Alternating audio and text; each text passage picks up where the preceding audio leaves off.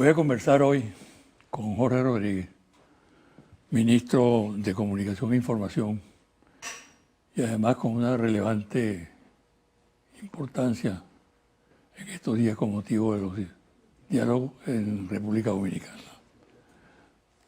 Él era el jefe de la delegación venezolana. Bienvenido, Jorge. Gracias, José Vicente. Gracias nuevamente por invitarme a tu programa. Y tú por venir. Mira, diálogo. Sí.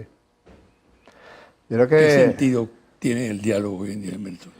yo creo que con el devenir de los años, cuando se pregunte cuál fue la característica fundamental, si se pudiera resumir en dos palabras, cuáles fueron las características fundamentales de la actuación del presidente Nicolás Maduro en este periodo tan duro, en este periodo en que ha recibido tantos ataques desde adentro, desde los sectores de la derecha más recalcitrante que haya conocido la historia de Venezuela y afuera, las ansias injerencistas del imperio más grosero que ahorita está en manos de la supremacía blanca, de los extremistas de la administración de Donald Trump. Si pudiéramos utilizar dos palabras, una es la tenacidad con la que Maduro ha protegido al pueblo de Venezuela, la paz, la constitución de la República Bolivariana de Venezuela. Y otro, el afán de diálogo. El presidente Maduro ha convocado en 400 ocasiones. En días pasados vi a un periodista que hizo un resumen, que hizo una investigación de todas las ocasiones en las cuales públicamente el presidente Maduro había convocado a la oposición venezolana a un diálogo. Los convocó inmediatamente después de haber resultado electo, cuando el señor Capriles no reconoció el resultado electoral y convocó a la violencia. Maduro llamó al diálogo, un diálogo para buscar la forma de conseguir la paz. En el 2014, cuando hablaban de la salida y hablaban de estrategias extraconstitucionales, antidemocráticas, violentas, que generaron la muerte de 43 venezolanas y venezolanos, Maduro llamó a una mesa de diálogo que en aquella oportunidad fue pateada por la oposición venezolana, por la derecha venezolana. Luego, en el año 2016, te recuerdo que el año 2016 fue el año donde se emborracharon de poder los dirigentes de la derecha venezolana, luego de que tuvieran la victoria de las elecciones parlamentarias. Eran los días en que decían que nos iban a sacar en 6 meses, eran los días en que hablaban de arrasar con el chavismo para siempre, y ahí estaba Maduro resistiendo con tenacidad, con fuerza y convocando a un diálogo. Yo he tenido, no sé si la suerte o la desdicha de haber participado en reuniones con la oposición en el año 2014, fui parte de esa mesa de diálogo. Luego en el año 2016, cuando el presidente Maduro, cuando estos estaban enloquecidos, hablando de la salida, de tomar las calles de Venezuela, de desbordar la violencia, pues bien, iniciamos un proceso de acercamiento con algunos de los dirigentes de la llamada MUD. Y ahora, la última etapa de este diálogo que Maduro bautizó como un diálogo para la convivencia y la paz de las venezolanas y los venezolanos, vivió una etapa fulgurante, una etapa fundamental en República Dominicana. Fue un diálogo que se inició antes de la Asamblea Nacional Constituyente. El presidente Maduro convocó a la oposición venezolana y sus emisarios fuimos a plantearle a la derecha venezolana que se incorporara a la lucha electoral por la Asamblea Nacional Constituyente, que visto que el grado de constitucionalidad establecida para la convocatoria de la Asamblea Nacional Constituyente, y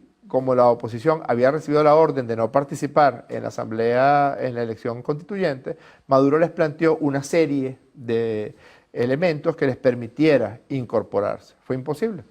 Uno de los elementos que ha caracterizado a la dirigencia de la oposición venezolana ha sido también dos.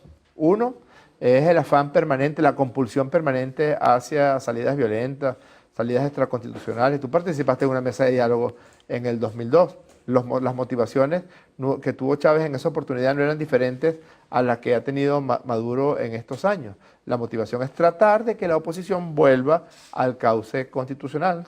De allí la frase ya muy famosa de Chávez, que dentro de la Constitución todos, fuera de la Constitución nada. En aquella oportunidad no le prestaron atención a esa mesa de diálogo, llamaron al paro petrolero, llamaron otra vez a la violencia, y en esta ocasión, en toda esta etapa, en las 400 ocasiones en las cuales Maduro ya ha convocado al diálogo, ellos de una manera compulsiva se van de manera esporádica a salidas violentas. Y la otra, que ha generado muchísima dificultad en el proceso de diálogo, es que la oposición no se manda sola, José Vicente. Siempre hay un mandato que viene de afuera, siempre hay una orden que viene de afuera, siempre hay una conminación que viene de afuera que hace muy difícil que ellos puedan pensar por cabeza propia y tomar decisiones por cabeza propia. El ejemplo más determinante, más característico, más actual, lo que ocurrió el pasado martes 6 de febrero en República Dominicana. Ya hablaremos de eso.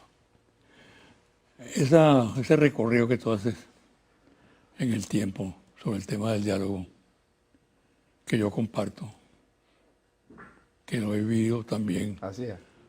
desde afuera y desde adentro. Y estoy convencido de que esa ha sido una política coherente, absolutamente coherente, tanto de los dos presidentes que ha tenido el chavismo en Miraflores, como del chavismo en general. Es evidente el respaldo orgánico del partido a esa posición, ¿no? Que entraña una definición ideológica, porque el diálogo tiene un contenido ideológico importantísimo. Quienes son partidarios del diálogo son partidarios de la paz, ¿no? Correcto. Son adversarios de la violencia. Es una definición muy importante. Y quienes no lo son, indudablemente que tienen algo entre manos. Un gallo tapado. Exacto. Algo distinto a la legalidad democrática, a las instituciones democráticas, al Estado de Derecho. Yo entiendo, y creo que todos los venezolanos entienden claramente la posición del chavismo y de sus más altos dirigentes en esta materia. Porque, entre otras razones, están en el poder. Y una de las maneras de conservar el poder es que haya paz, ¿no? Sobre todo cuando se tienen votos. Correcto. ¿No? Pero, ¿qué crees tú que induce a que la dirigencia de la oposición haya sido permanentemente contraria al diálogo? Sistemáticamente. ¿Qué elemento, qué trasfondo hay en eso? ¿No?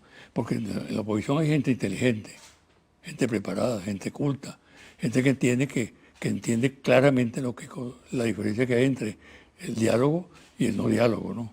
Entonces, ¿por qué esa terquedad? ¿Por qué esa tenacidad? Te diría, José Vicente, que la cultura no necesariamente está acompañada siempre de una intención de abandonar la prepotencia. A veces se puede ser culto y prepotente, se puede ser culto y racista, o se puede ser culto y lleno de tantos prejuicios que impiden un elemento fundamental que ha caracterizado a la derecha venezolana en los 19 años de revolución bolivariana. El no reconocer al chavismo como un fenómeno político, social, espiritual, de masas, de construcción de una propuesta de patria, un fenómeno de construcción de una propuesta nacional que ellos destrozaron en 40 años de Cuarta República. ¿Te acuerdas lo que era Miranda para ellos? Era Miranda en la Carraca.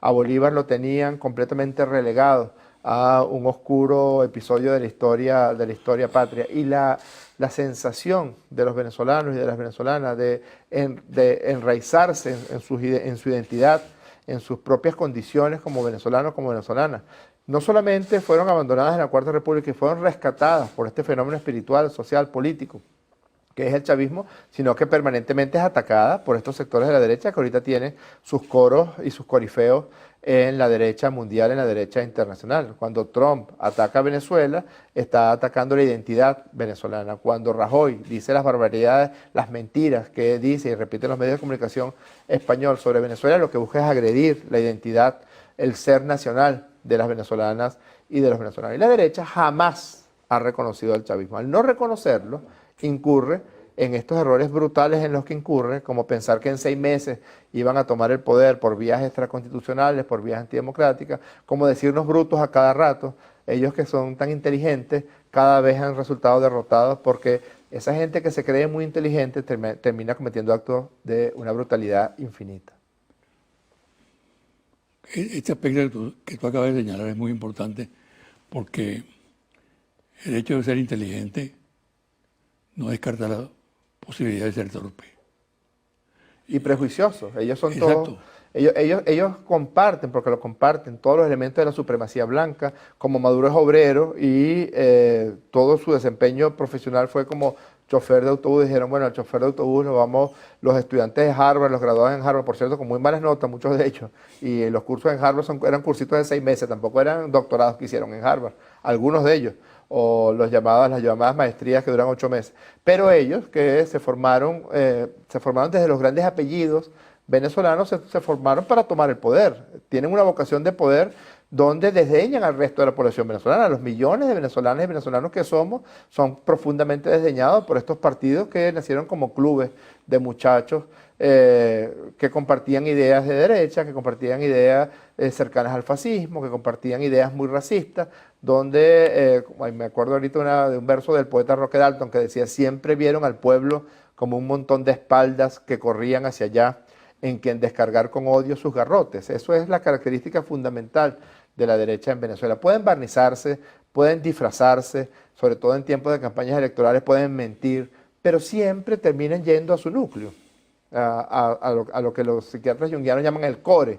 ¿Cuál es el core de ellos? Es un core profundamente prejuiciado, es un core lleno de racismo, es un core que no reconoce al otro si es diferente a ellos, y eso es lo que les lleva a incurrir en errores como a los que permanentemente vienen incurriendo. Las cosas que decía Freddy Guevara el año pasado, Freddy Guevara ya es historia, Freddy Guevara ya no existe en el panorama político venezolano, pero son las mismas cosas que decía Carlos Ortega, por ponerte una simetría, en el año 2002. Es el régimen cae hoy, para tu carro, cierra tu calle, solamente que en el año 2017 recurrieron a formas más refinadas y más brutales de crueldad. Llegaron a algo que no había ocurrido en la historia de Venezuela, que era quemar gente viva por el color de la piel, quemar gente viva por apariencia chavista.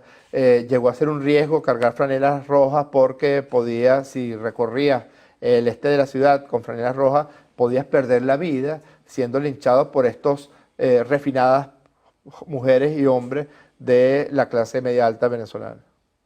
Ahora, hay toda una confabulación contra el diálogo que llama la atención porque yo entiendo, por ejemplo, que gobiernos y países de Europa o gobiernos o países de aquí de la región discrepen del gobierno de Maduro, enfrenten el chavismo, no estén de acuerdo con muchas de las actuaciones del chavismo. Pero lo que sorprende es que conformen un grupo, un sector, para enfrentar al diálogo. Sí, sí. Es decir, algo que los europeos deberían ser partidarios, ¿no? Y nuestros vecinos aquí en América Latina también, ¿no? Ellos se agrupan contra el diálogo de manera salvaje, ¿no? ¿Sabes que un europeo, José Luis Rodríguez Zapatero, que por cierto publicó la semana pasada, el día miércoles pasado, una carta muy contundente y además llena de verdad, llena de ética, sobre una propuesta que él le hace a los partidos de la derecha? Un europeo declarando el día pasado 7 de febrero Zapatero preguntaba, ¿cuál es la alternativa al diálogo? Ahí está la respuesta a tu pregunta, José Vicente. Ellos prefieren el cartel de Lima, el gobierno de Colombia, el gobierno de Donald Trump, el gobierno de España, prefieren la alternativa al diálogo. ¿Cuál es? La injerencia, la violencia, la guerra entre hermanos. Aquí no se ha desatado una violencia atroz. No creas que no han aplicado las fórmulas que le han dado éxito, las llamadas técnicas de peleas de perro, que han permitido que ocupen territorio Europa y especialmente Estados Unidos de Norteamérica en Afganistán, en Libia, en Irak, en Siria. La guerra fratricida que se ha generado en Siria fue desencadenada por estrategias de guerra psicológica, de guerra comunicacional y de guerra convencional y de guerrillas que han intentado aplicar aquí en Venezuela por la vía del terrorismo, por la vía de la guerra psicológica, por la vía de la guerra comunicacional. No ha ocurrido porque el chavismo se ha mantenido de manera incólume, persistentemente convocando al diálogo y a la paz. Por eso es que para nosotros no hay alternativa al diálogo y por eso, a pesar de que sabemos las características de profunda división que tiene la dirigencia de la derecha venezolana. Yo creo que ellos se odian más entre ellos de lo que nos odian a nosotros. Sabemos también que ellos han sembrado una matriz de odio en la población que los sigue, que les hace muy difícil llegar a algún tipo de convenimiento o algún tipo de acuerdo con el chavismo. Ellos saben a lo que llegamos y yo voy a demostrar hoy que estuvimos discutiendo y llegando a acuerdos a todo lo largo del desarrollo de la etapa del diálogo en la República Dominicana. ¿Qué quisiera Rajoy? ¿Qué quisiera Almagro? ¿Qué quisiera Santos? Bueno, ver una situación de violencia desbordada que permitiera crear una cabeza de playa para atacar, para actuar de manera violenta contra Venezuela por la vía de una invasión militar o por la vía de la injerencia. ¿Por qué eso no ha ocurrido? Porque las grandes mayorías están alrededor del presidente Maduro defendiendo no solamente el país, sino defendiendo nuestro derecho a vivir en paz, a vivir tranquilamente. Jorge, yo tengo una inmensa curiosidad por analizar a fondo qué hay realmente detrás del antidiálogo, de la posición antidiálogo. Tienes aspectos de todo tipo. Tú mismo con esa calidad literaria que le aplicas a tus explicaciones, diste una serie de versiones muy importantes que yo comparto también.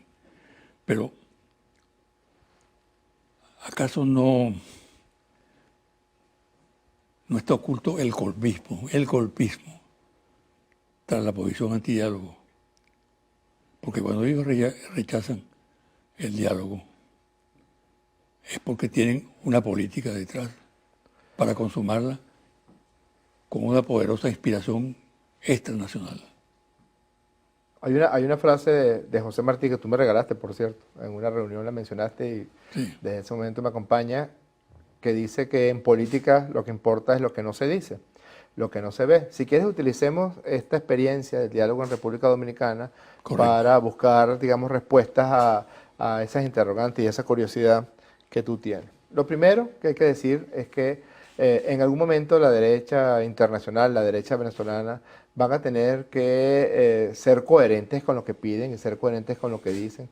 Ellos no pueden seguir confiando en que como controlan los centros de poder comunicacional del mundo entero, pueden decir una cosa hoy y decir una cosa diferente una semana después. Aquí está el señor Almagro pidiendo elecciones generales ya para acabar con la crisis en Venezuela. Este es Almagro en el año 2017, mayo 20 del 2017. El señor Mauricio Macri diciendo, pide adelanto de elecciones en Venezuela. En el año 2017, cuando no era constitucionalmente posible convocar elecciones, porque el año para convocar elecciones según la constitución presidenciales era el año 2018. Aquí está el cadáver político Freddy Guevara señalando un adelanto de las elecciones presidenciales serían lo más sensato. Ocurrido el momento constitucional para que eso pudiera pasar, el presidente Maduro solicita y la Asamblea Nacional Constituyente, que trajo la paz el 30 de julio del 2017... ¿Por qué declaran eso?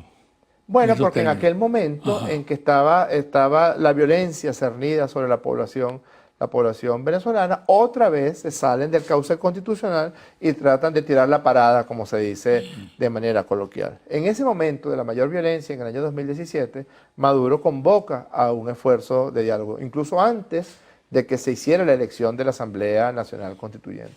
Se dieron las primeras reuniones en la residencia del embajador de España a instancia del expresidente José Luis Rodríguez Zapatero. Fueron unas reuniones como en toda negociación, como en todo diálogo, de máximos y mínimos, José Vicente. Ellos plantearon sus máximos, sus mínimos, nosotros planteamos nuestros máximos y nuestros mínimos, nosotros siempre apegados a respeto a la Constitución, soberanía, fin de la violencia, búsqueda de estrategias de paz, de convivencia entre la población venezolana y sobre todo de prácticas políticas alejadas de la violencia. Digamos, esos fueron los primeros elementos con los que empezamos a discutir. Se atravesó, varios eventos electorales se atravesaron en este esfuerzo del diálogo. Por ejemplo, estuvimos a punto, sé que la fecha porque coincidió con el aniversario del asesinato de mi padre, el 25 de julio del año 2017, estuvimos a punto de firmar un acuerdo para que participaran en la Asamblea Nacional Constituyente y que se asumieran todos los puntos que ya se venían discutiendo: soberanía, repudio a las sanciones contra Venezuela, comisión de la verdad, panorama electoral, panorama de los partidos políticos. una llamada telefónica interna de un dirigente político. Yo no sabía, además, me enteré en ese momento que hay dirigentes dentro de la MUD, o la extinta MUD, que tienen poder de veto. Yo, no sé, yo pensaba que, como hacemos nosotros, pues nosotros discutimos y en la discusión no hay ningún tipo de poder de veto, se discute y se llega a un acuerdo, o como se hace en cualquier partido que funciona democráticamente. No ocurrió así en este caso, no pudimos firmar el acuerdo. Recuerdo que el mismo día de las elecciones constituyentes, Zapatero lee un comunicado convocando al diálogo. El presidente Maduro, cuando estaba votando en la constituyente, dijo: estamos listos para continuar con el esfuerzo de diálogo. El diálogo no puede desaparecer después de la elección constituyente. Ellos nos plantean el martes, después de la elección constituyente, que nos encontremos, que quieren reanudar el proceso de diálogo. Nos reunimos en el Hotel Meliá Caracas el mismo martes, después del martes 1 de agosto, reiniciamos el proceso de discusión. Avanzamos muchísimo.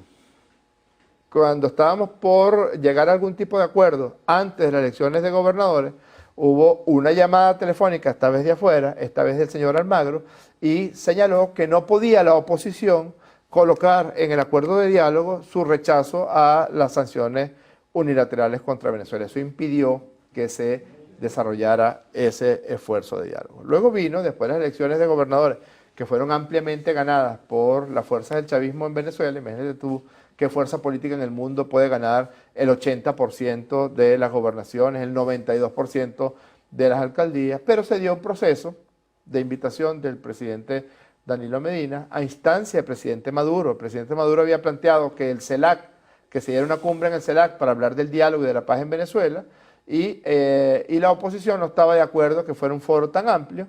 Entonces el presidente Maduro le pidió al presidente Medina que fuera él el anfitrión de este esfuerzo del diálogo.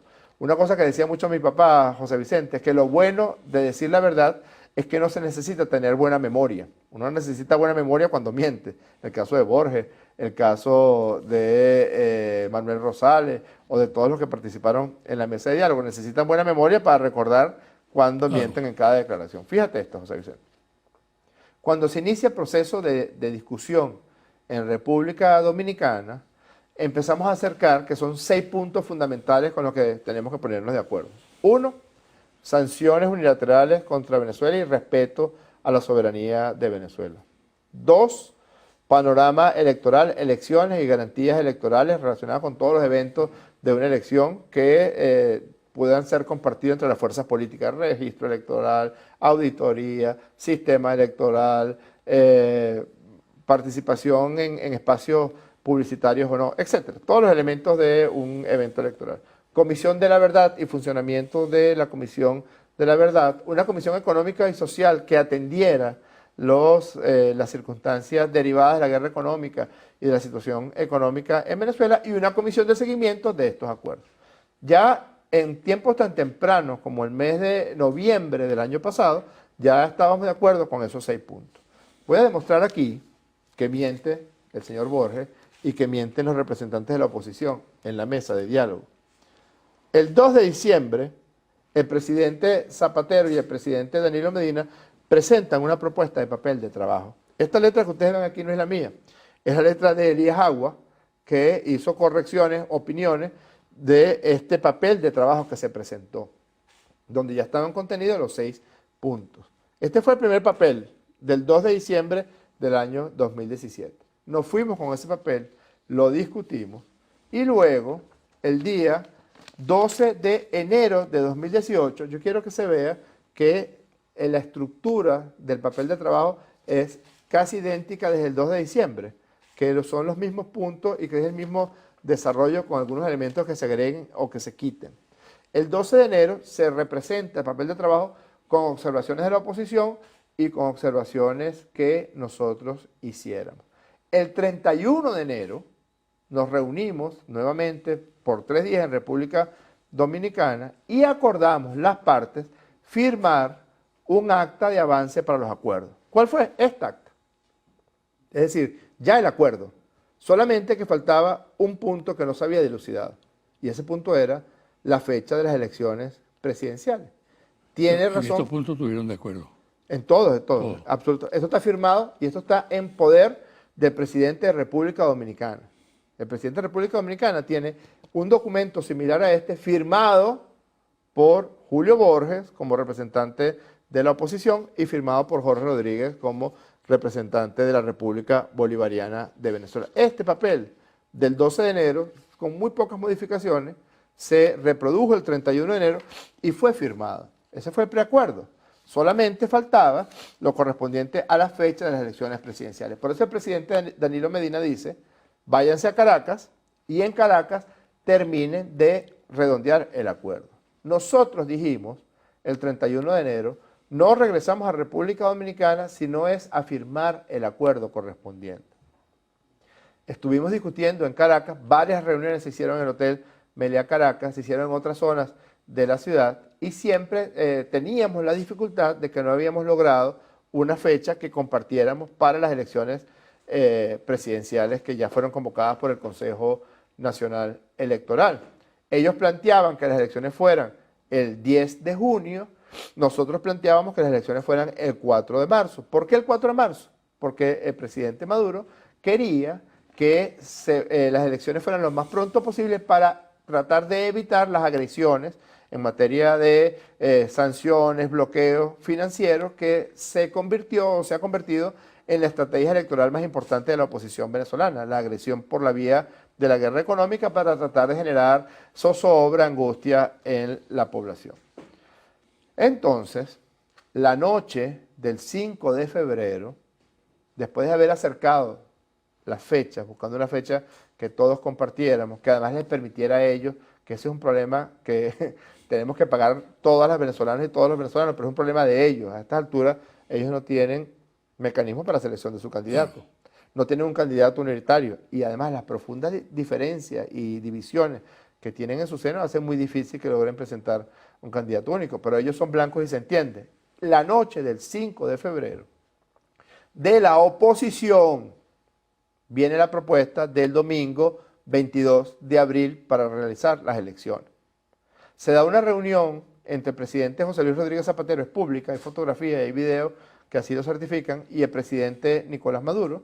Zapatero se había venido desde el sábado para buscar acercar el último punto que faltaba, que era el de la fecha, y yo recuerdo una pregunta que hizo el presidente Maduro. Zapatero, si acordamos el 22 de abril, firman, firman, seguro, seguro, firman, seguro. Entonces Maduro dijo, ok, estoy de acuerdo, vamos a medirnos el domingo 22 de abril. Después hay una llamada telefónica del presidente Danilo Medina al presidente Maduro y le ratifica el presidente Danilo Medina a Maduro que si acordamos el 22 de abril, ya todos los puntos están completamente acordados. Y fíjate, José Vicente, esto es el documento del 6 de febrero que está aquí. Este es el documento original firmado por la delegación de Venezuela que el presidente Maduro firmó el pasado día miércoles. Si tú ves el documento del 12 de enero, no tiene ninguna diferencia con el documento del 6 de febrero, porque la única diferencia que teníamos era respecto a la fecha. Todo lo demás ya estaba acordado. ¿Qué ocurre? Como teníamos la fecha acordada y ya el documento distribuido, me converso telefónicamente con Luis Aquiles Moreno, por Acción Democrática, y con Enrique Márquez, y les digo, vamos a firmar. Un nuevo tiempo, ¿no? De un nuevo tiempo, y les digo, nosotros vamos a firmar el acuerdo. Luis Aquiles Moreno me dice, nosotros también. Nos vamos. Ocurre algo curioso. Y Márquez también. Y Márquez también, completamente todos de acuerdo. Ocurre algo curioso, y es que ese mismo día, martes 6 de febrero, Julio Borges sale intempestivamente de la sede de la Cancillería de República Dominicana. Fue algo muy raro, muy curioso, cerca de las 4 de la tarde. Recuérdate que entre 4 y 4 y media se está dando la reunión privada entre el secretario de Estado de los Estados Unidos de Norteamérica, Tillerson, y el presidente de Colombia, Juan Manuel Santos, y allí recibe una llamada Julio Borges, de Bogotá. Y esa llamada señala que no pueden firmar el acuerdo. El presidente Medina y nosotros estuvimos esperando porque la reunión había sido convocada para las 5 de la tarde. Ellos llegaron pasadas las 7 de la noche. Algún día diré las condiciones, llamemos así, las condiciones que tenía el lóbulo frontal de Julio Borges en ese momento, por la acción de algún tipo de cosas que ocurrieron en esas horas. Es muy lamentable y ¿Por qué no me da deleznable. la primicia? ¿Cómo? Dame la primicia. Julio llegó en avanzado estado de embriaguez a esa reunión que era crucial porque era la reunión para firmar el acuerdo de convivencia y paz entre las venezolanas y los venezolanos.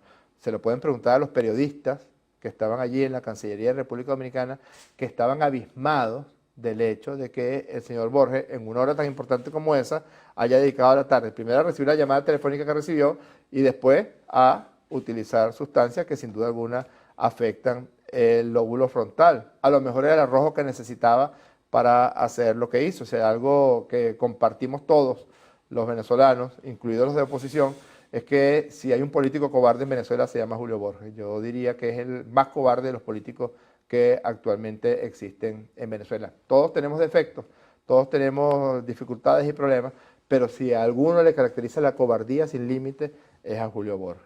Nos reunimos y ahí dan otra vez, como lo hicieron en el año 16, como lo hicieron en el año 17, como lo han hecho en tantas otras oportunidades, como lo hicieron en el año 2014, le dan una patada a la mesa. Dicen que no van a firmar, que ellos tienen algunas pequeñas observaciones, y ahí nos damos cuenta que no son ninguna pequeñas observaciones, que le habían dado la orden de que no firmara.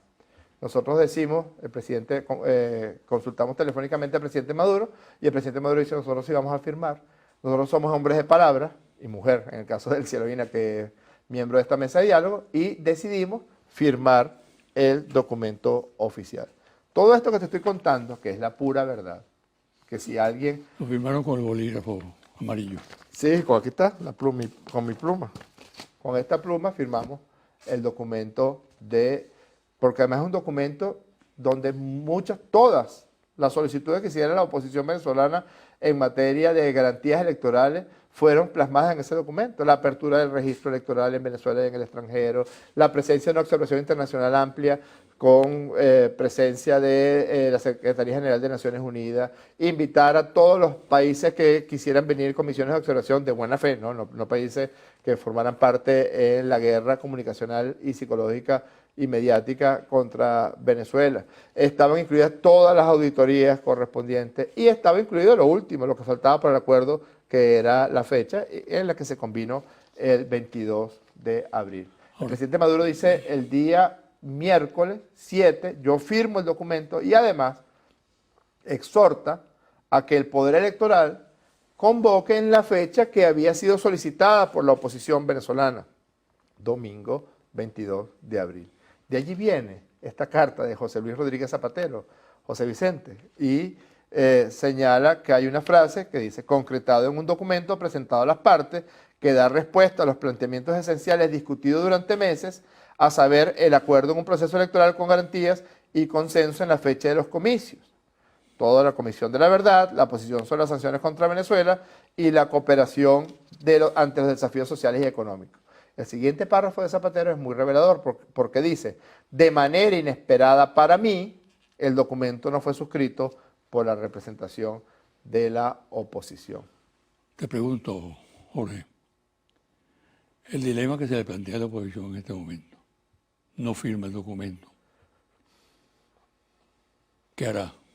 El dilema es abstenerse o participar. Tendrá que demostrar esta vez sí, frente al pueblo de Venezuela, si realmente tiene la vocación democrática que dice tener. Están todas las garantías, todas. No hay una sola garantía electoral que no esté dada allí. La fecha fue la fecha en la que convinimos y que en última instancia fue propuesta por ellos. Si deciden no participar, es que están pensando en la alternativa, como diría Zapatero, al diálogo, la alternativa a la paz, la alternativa a la convivencia. Si no participan, es que no creen en elecciones. Tú no puedes ser demócrata, José Vicente, y participar solamente en las elecciones que crees que puedes ganar y reconocer solamente los resultados que te resultan favorecedores. Yo dudo mucho que haya una democracia en el mundo que tenga un sistema electoral y tenga un mecanismo de consulta tan frecuente y tan permanente como en Venezuela. En Venezuela vota el 80% para escoger presidente de la República, vota el 70%, el 60% para escoger gobernadores. Hace poco hubo elecciones en Costa Rica, José Vicente. Votó el 64%. Y el que resultó en primer lugar en las elecciones de Costa Rica sacó el 24%. Es decir, el 12% del registro le dio el primer lugar al candidato ganador en las elecciones en Costa Rica. ¿Tú te imaginas? ¿Tú te imaginas lo que diría el País de España, o el Nuevo Herald, o ABC, o toda la caterva de periódicos de la oligarquía colombiana, si un presidente chavista fuera electo con el 14% de los votos? ¿Tú te imaginas que un presidente de Venezuela sea electo como fue electo Trump, que fue electo y llegó en segundo lugar en el voto popular y ahora es el presidente de los Estados Unidos de Norteamérica? Es tal la hipocresía que ahora tienen que demostrar realmente si, como ellos dicen, practican la democracia, o muy por el contrario, lo que tienen es lo que no se dice, lo que no se ve. Otra vez el plan violento, otra vez la zozobra, otra vez la angustia para que sea el pueblo de Venezuela el que pague. Ahora, a través de este vocero descalificado completamente para mí, que es el presidente de Colombia, Juan Manuel Santos.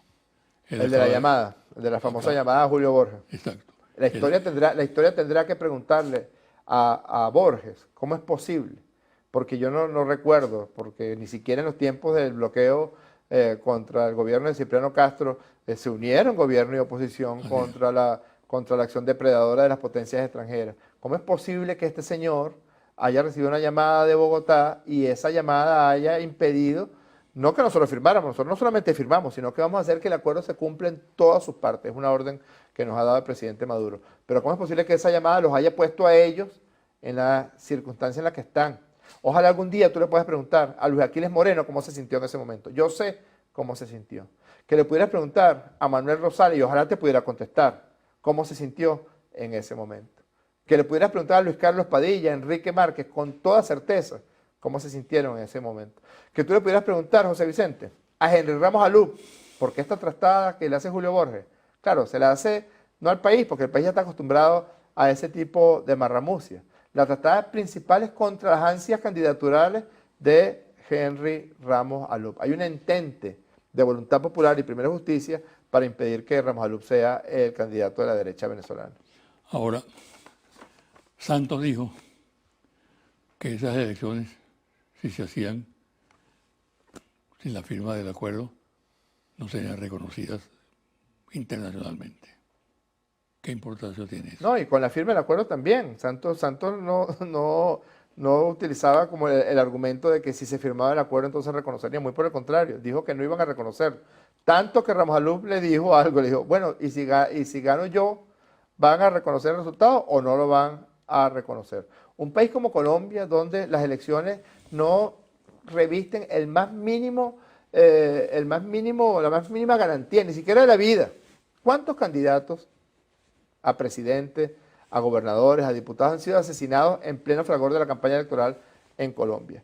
¿Cuántas situaciones de violencia se suscitan en elecciones en Colombia? ¿Cuál es la participación en las elecciones en Colombia para escoger al señor Santos? ¿Cuál fue la participación en el referendo que se dio para los tratados de paz?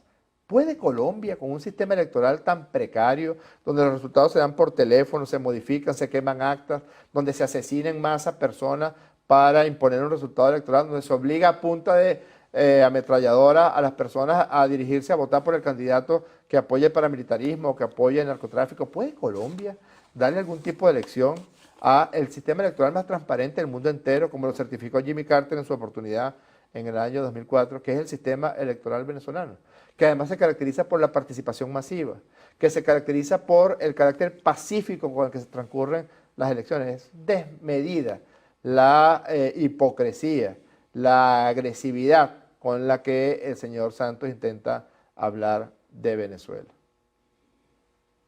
Para terminar, Jorge, diagnóstico tuyo. Tú eres psiquiatra, ¿no? Sí, psiquiatra. Bueno, ¿qué va a pasar ante este laberinto? Tú sabes que hay un dicho popular que coloca el valor de los hombres y de las mujeres en las gónadas, no es cierto. El valor está aquí, en el óvulo frontal. El valor tiene que ver con tu formación, tiene que ver con tus valores, tiene que ver con tu ética. Por eso Julio Borges es tan cobarde. Se necesita tener un valor de querer la patria, de querer el terruño. Yo puedo pensar, y así lo pienso, que Borges es un ser deleznable y cobarde. Pero me siento con él a discutir porque es venezolano. Yo puedo pensar que en una reunión social tendría muy pocas cosas que conversar con el señor Manuel Rosales. Pero me siento con él, me he sentado con él horas y horas en la mesa de diálogo buscando un acuerdo entre venezolanos. Lamentablemente, esta incapacidad para tener arrojo suficiente para decirle a los dueños que tienen el mundo entero, mira, yo voy a llegar a un acuerdo, porque este acuerdo significa la paz para todas, la paz para todos. Y vamos a unas elecciones, que es lo que tenían 2 años pidiendo, elecciones anticipadas. Bueno, vamos a unas elecciones. Vamos a unas elecciones el 22 de abril del 2018 con todas las garantías. Tener el arrojo suficiente aquí, en el lóbulo frontal, José Vicente, para decirle a Trump, deje de meterse con Venezuela. Eso es lo que está en el primer punto de acuerdo. Algunos de nuestros compañeros chavistas nos decían, no van a firmar. Ellos no le pueden decir a Trump que levante las sanciones, que ellos mismos le pidieron a Trump que impusiera. Ellos no le pueden decir a Rajoy que levante las sanciones groseras que impuso unilateralmente la Unión Europea. Cuando fue Julio Borges en una gira que hizo y visitó Alemania, España, Francia, Gran Bretaña, que solicitó, junto con el diputado Eudoro González, sanciones unilaterales contra Venezuela. Lo menos que le puede decir Rajoy es, bueno, entonces, ¿será que tú eres esquizofrénico? Porque tú hace 6 meses viniste aquí a pedir sanciones. Tener el arrojo suficiente para decir, bueno, en el pasado pedí sanciones contra Venezuela y contra la patria venezolana y bloqueos financieros contra Venezuela, pero ahora creo que hay que firmar este acuerdo. Se necesita aquí, en el disco duro, nacionalismo, decencia, moral, ética, José Vicente. Bueno, Un abrazo. suerte pues. Cuídate.